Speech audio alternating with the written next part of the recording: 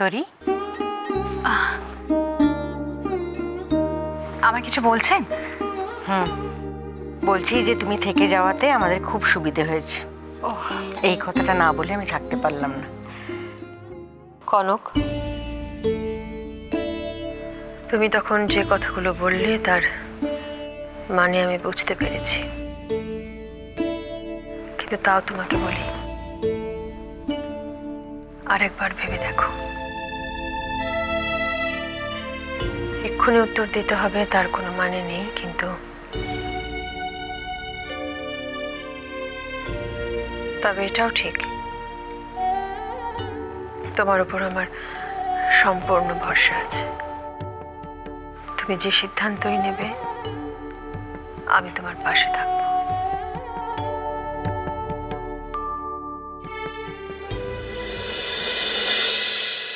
অলি, ঝিলমিল, তোমরা কোথায়? এসো।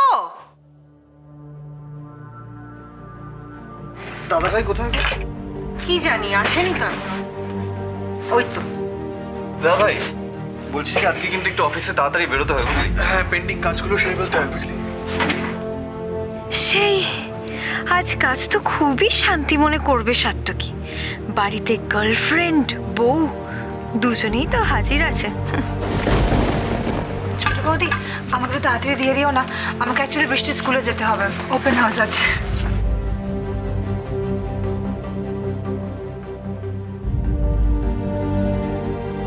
এই কনক, তুইও আমাদের সাথে বসে পড় না। হ্যাঁ দিদি ভাই, আগে তিস্তাকে ব্রেকফাস্টটা দিয়ে আসি।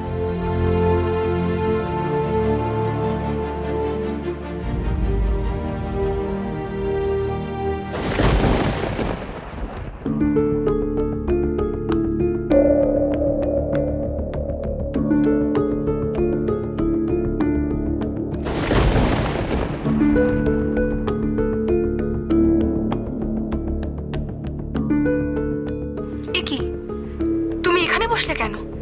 এটা তো বৌরানির চেয়ার। বলি, থাক না, কি হয়েছে, বসুক না। তিস্তা, তুমি কষ্ট করে নিচে এলে কেন? আমি তোমার স্যুপটা উপরে দিয়ে আসতাম। হ্যাঁ,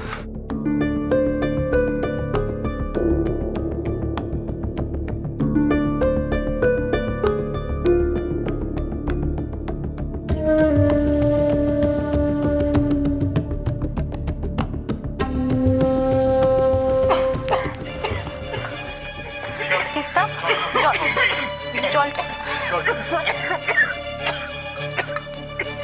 আস্তে, তিস্তা,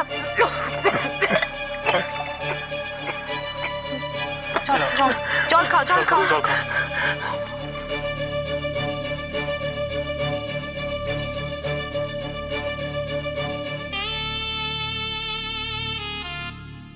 আমার খাওয়া হয়ে গেছে।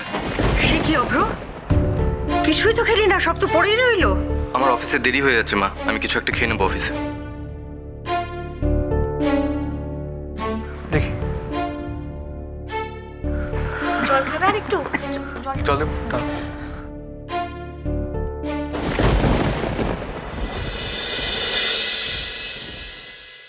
আচ্ছা বৌদি ভাই, খাবার ঘরে যাকে দেখলাম ও তোমাদের কে হয় গো? আরে, যে তোমার দাদা ভাইয়ের পাশে বসেছিল গো, বৌরানী তোর খুব খেয়াল রাখছিল। আচ্ছা, ওকে তো তোমার বিয়েতে আসতে দেখেনি, ও কি অনেক দূরে থাকে তাই তোমার বিয়েতে আসতে পারেনি? মুন্নি, তুমি ডাইনিং টেবিলে যাকে দেখেছিলে সেই মেয়েটির নাম তিস্তা। তিস্তা? তিস্তা কে? ও কি মানে এই বাড়ির কেউ হয়? মানে বোনটন হয় বুঝি? আরে না না, এই বাড়ির ব্লাড রিলেশনের মধ্যেই পড়ে না। অবশ্য একটা স্পেশাল রিলেশন তো আছেই ওর, দাদা ভাইয়ের গার্লফ্রেন্ড তিস্তা। গার্লফ্রেন্ড মানে বোঝো তো? বোঝো না? ও দেখো, যদি আজকে কনকের সাথে দাদা ভাইয়ের বিয়ে না হতো তাহলে তিস্তাই তো এবারের বৌরানী হতো গো। বুঝেছো এবার? ও তাই নাকি? এই বাড়িতেও সেসব হওয়ার কথা ছিল? অলি, তুমি কোথায় যাচ্ছ? আরে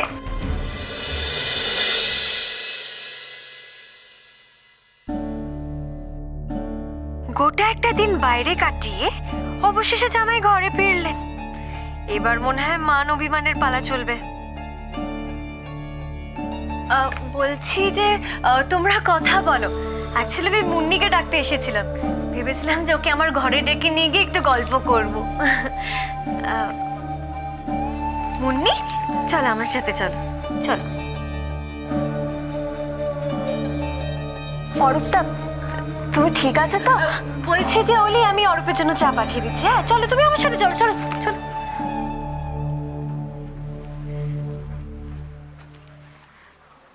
কোথায় ছিলে এতক্ষণ?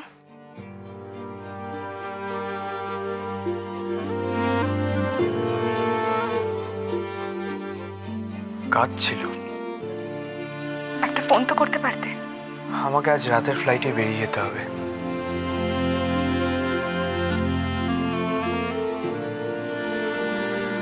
বেরিয়ে যেতে হবে মানে?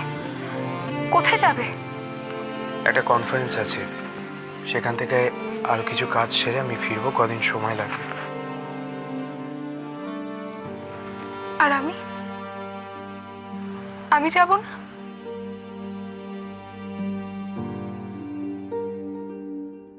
আমার একার ইনভিটেশন, তাছাড়া তুমি ওখানে গিয়ে কি করবে? এখানে তোমার সবাই আছে, কেটে যাবে সময় ঠিক। আর তোমার?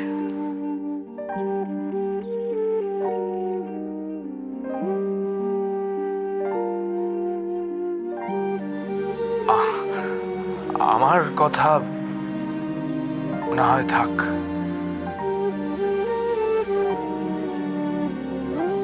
আমাকে এইভাবে এড়িয়ে যাবে অরূপ? মা, শুধুমাত্র আপনি বললেন দেখে কিন্তু তখন আমি চুপ করে গেছিলাম, নাহলে আমার তো ইচ্ছে করছিল কনকটাকে আরো দু চারটে কথা দিয়ে শুনিয়ে। আর ছোট মা, আপনি বলুন, উনিও কিচ্ছু বললেন না? আরে বাপরে বাপ, এরকম একজন মূর্তিমান অসা থেকে বাড়িতে ডেকে আনার কোনো মানে ছিল বলুন তো? ছিল নাই তো, কোনো মানে ছিল না। কিন্তু আমার কথা শুনবে টাকে? আচ্ছা ঝিলমিল, তুমিই বলো, মা এই সময় নার্সিং হোমে, তোমার বাবাও এখানে নেই, তো আমি তো সকলের বড়। হ্যাঁ একদম। কিন্তু হলে হবে কি, আমার কথা কেউ শোনেই না। সেটাই তো, সেদিনকে আমি যখন তিস্তার সাথে ফোনে একটু কথা বলছিলাম, ছোট মামাকে কতগুলো কথা শোনালেন, অথচ ওনারই বৌমা মানে কনক যখন তিস্তাকে নিয়ে এলো এ বাড়িতে, তখন উনি একটাও কথা বললেন না। কেন? ওই মেয়েটাকে এই বাড়িতে ঢোকানোর কোনো মানে আছে বলুন তো মা? জানি না ঝিলমিল, ঠাকুরের মনে যে কি আছে কে জানে। আমি জানি আমি কিছু বললেই খারাপ, কিন্তু আপনিই বলুন তো মা, বাড়িটা কি আমাদের নয়? আমাদের কি বাড়িতে কোনো প্রাইভেসি নেই? কোথাকার না কোথাকার কে সে বাড়িতে কতদিন থাকবে, এতে আমাদেরও তো আপত্তি থাকতে পারে না? যদি কনক আর দাদা ভাইয়ের এতটাই দরদ থাকে, তাহলে তিস্তাকে একটা ভালো মেন্টাল অ্যাসাইলামে তো নিয়ে যেতে পারতো না? বরঞ্চ অ্যাসাইলামে থাকলে মেয়েটা তাড়াতাড়ি সুস্থ হয়ে উঠতো, আর বাড়িতে এত হাঙ্গামাও হতো না। সত্যি তো। আচ্ছা, এই কথাটা আগে আমার মাথায় এলো না কেন? আর ছোট তো সব ব্যাপারে বুদ্ধি ধরে, এটা ছোটর মাথাতেও এলো না? কি জানি বাবা। অবশ্যই সব ভেবে আমি আর কি করব, আমার কথা তো এ বাড়িতে কোনো দামই নেই। দূর, ভাল লাগে না, খালি নামকে বাঁচতে বড়, কেউ কথা শোনে না। তাহলে আর কি, কনকটাই খেটে মরুক। এমনিতেই তো গাধা ছিল, আজ আরো একবার গাধামির পরিচয়ও দিল। অবশ্য তাতে আমার একটু সুবিধেই হলো।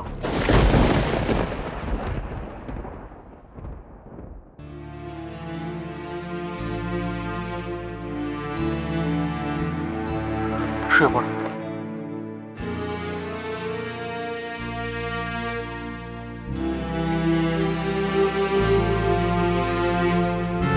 আমাকে অফিসে বেরোতে হবে, তুমি ওকে দেখো।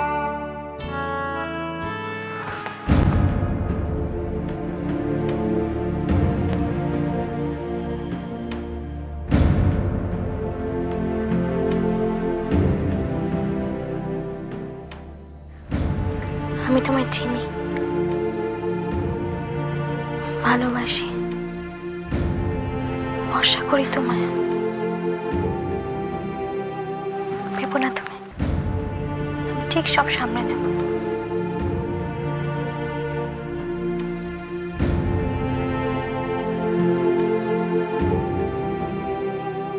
কনকের বিশ্বাসের এই মর্যাদা সার্থকী রাখতে পারবে তো? একবার তো দেখা দিতে হয় নাকি? কথা দাও, সারাটা জীবন তুমি এভাবেই আমার পাশে থাকবে।